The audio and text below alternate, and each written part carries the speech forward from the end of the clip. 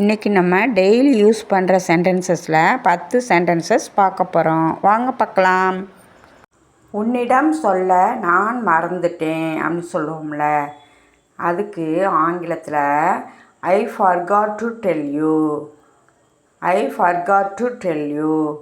Next, நான் அவருடைய தொலைபேசி எண்ணை மறந்துவிட்டேன் அப்படின்னு சொல்லியிருக்க ஆங்கிலத்தில் ஐ forgot his phone number.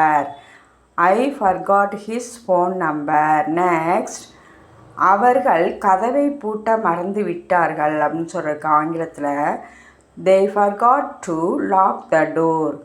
They forgot to lock the door. Next, நான் என் கடிகாரத்தை மறந்துட்டேன் அப்படின்னு சொல்லுவோம்ல, அதுக்கு ஆங்கிலத்தில் I forgot my watch. I forgot my watch.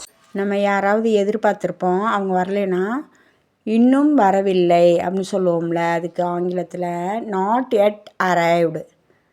Not yet arrived. Next, இன்னும் முடிவு செய்யலை அப்படின்னு சொல்லுவோம்ல, அதுக்கு ஆங்கிலத்தில் not yet decided. Not yet decided. Next, இன்னும் போகவில்லை அப்படின்னு சொல்கிறதுக்கு ஆங்கிலத்தில் not yet go. Not yet go. Next, இன்னும் செலுத்தவில்லை அப்படின்னு சொல்கிறதுக்கு ஆங்கிலத்தில் not yet paid. Not yet paid. நான் அதை மறுக்கிறேன் அப்படின்னு சொல்கிறதுக்கு ஆங்கிலத்தில் I decline it. I decline it.